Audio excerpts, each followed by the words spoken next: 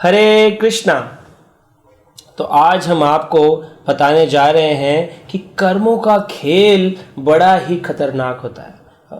आप जो हैं अगर रेड लाइट पर कोई गलती करते हैं तो हो सकता है कि पुलिस वाले आपको पकड़े और हो सकता है कि ना पकड़े, लेकिन कर्म के जो दूत हैं, जो मैसेंजर्स हैं, वो इतने शक्तिशाली हैं कि वो आपको पकड़ ही लेते हैं। आप देखिए, अगर आपने किसी का मर्डर किया और मर्डर करने के बाद में आपने अपने वस्त्र बदल लिए और फिर आप चले गए किसी और कंट्री, मान लीजिए अमेरिका, तो क्या पुलिस आपको नहीं पकड़ लेती है? पकड़ लेती है। इसी तरह से शरीर परिवर्तन हो जाने के बाद भी जैसे भगवत गीता कहती है, वासाम से जीर्णानि यथा विहाय, ये शरीर क्या है? एक वस्त्र के समान है। ये शरीर बदल जाने के बाद भी आत्मा तो वही रहती है। तो इसलिए हमारे कपड़े बदलने के बाद, शरीर बदलने के बाद भी कर्म के जो दूत हैं वो हमको पकड़ लेते हैं। हाँ, एक ऐसी ही कथा आती है जिसमें वर्णन है कि एक बार दो मित्र थे और दोनों ही गांव में रहते थे और बहुत ही मित्रता थी। लेकिन कुछ ही समय बाद उन दोनों ने एक प्लानिंग बनाई, एक जुगती लगाई कि एक काम करते हैं कि इस गांव में हमें ज़्यादा धन अर्जित होने वाला नहीं है। तो दोनों ने सोचा क्यों ना चलकर बम्बई शहर में एक फैक्ट्री लगाई जाए।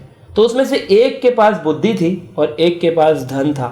तो आप दोनों ने सोचा कि देखो, मैं बुद्धि लगाऊंगा, तुम धन लगाना। और दोनों ने इसी तरह से 50-50 पार्टनरशिप में 50-50% बांट लिया और कहा कि चलो चलते हैं। और दोनों ने बॉम्बे जाकर के एक फैक्ट्री लगाई। उस मुंबई शहर में फैक्ट्री लगाने के बाद उन्होंने कहा था कि इसका जो मुनाफा होगा, प्रॉफिट होगा, उसका 50-50% हम दोनों बांटेंगे। लेकिन अब जब आया प्रॉफिट 20 लाख रुपए का पहले साल में, बहुत ही प्रसन्न हुए और कहा कि अब चलो चलते हैं गांव, बहुत दिन हो गए गांव नहीं गए। अभी 10-10 लाख रुपए दोनों को आपस में बांटने थे।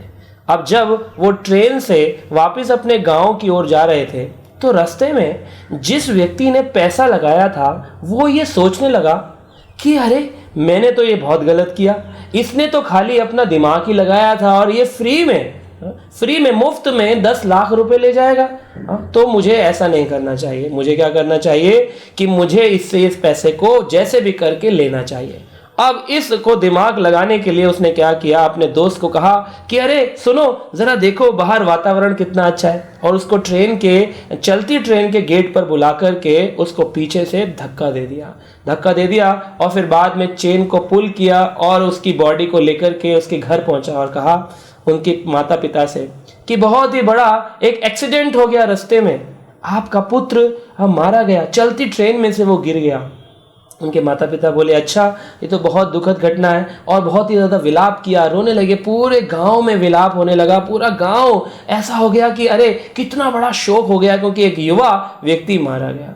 और उसने कहा कि किसी का शक ना आए कि मैंने धक्का दिया, इसलिए उसने कहा आपके पुत्र ने मरने से पहले हमने कहा था कि हम 50-50% की पार्टनरशिप करेंगे। तो हमारा मुनाफा आया 2 लाख रुपए, और उस 2 लाख रुपए में से 1 लाख रुपया मैंने रख लिया, 1 लाख रुपए मैं आपके पुत्र का देना चाहता हूँ। उन लोगों ने कहा, वाह, कितना अच्छा व्यक्ति है, इसने 1 लाख रुपए मरने के बाद भी हमारे पुत्र के लौटाए, तो ये कितना अच्छा इंसान है। और उसने अपने ऊपर होने वाले सारे शक समाप्त कर दिए। लेकिन कुछ ही दिनों बाद उसका विवाह हुआ। विवाह होने के बाद पुत्र हुआ। पुत्र होने के बाद में जब से वो पैदा हुआ तो क्या होने लगा, वो बीमार रहने लगा। इतना बीमार रहता था कि वो हर साल उस पर लाखों रुपया खर्च होने लगा। जब वो 5 वर्ष का हो गया तो एक दिन उसने कहा, पिताजी आप बहुत दुखी लगते हैं। कहा, हाँ बेटा, तेरे ऊपर 9 लाख रुपए खर्च हो चुके हैं। अब मुझे समझ नहीं आता कि मैं और धन कहाँ से लाऊंगा, तेरे पर इतना खर्चा हो चुका है। तो उसने कहा, पिताजी चिंता की बात नहीं है, क्योंकि अब समय आ गया है कि आपका खर्चा बंद। तो उसने कहा, मतलब? कहा, आप अभी भी नहीं समझे? मैं आपका वही मित्र हूं जिसे आपने धक्का दिया था चलती ट्रेन में से। मैं तो सिर्फ अपने 9 लाख रुपए वापस लेने आया था, जो मैंने अब ले लिए हैं, और अब मैं चलता हूं। और इतना कहकर उसने आंखें बंद कर ली और वो मृत हो गया, वो चला गया इस संसार को छोड़ करके। तो आप समझ रहे हैं, अब उस व्यक्ति को इतना दुख लगा, इतना अफसोस हुआ कि मैंने अपने दोस्त के साथ ऐसा किया, इसलिए आज मुझे इस पुत्र के मरने की पीड़ा को सहन करना पड़ रहा है। आप सोचिए, कभी ऐसा हमारे साथ होता है तो इसका मतलब हमने अपने पिछले जन्म में या इसी जन्म में कुछ ऐसा किया है जिसके कारण आज हमें कर्म का खेल देखना पड़ रहा है। क्योंकि कर्म का जो फल मिलता है वो कई रूपों में मिलता है, बीज, अकूटम, अप्रारब्ध, प्रारब्ध।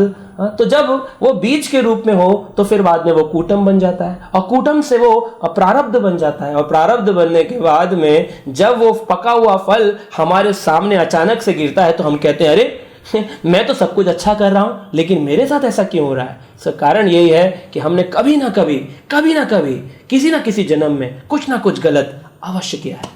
तो यही है कर्म का खेल। तो इससे बचकर रहिए और भगवान के नामों की शरण ग्रहण करिए। हरे कृष्ण।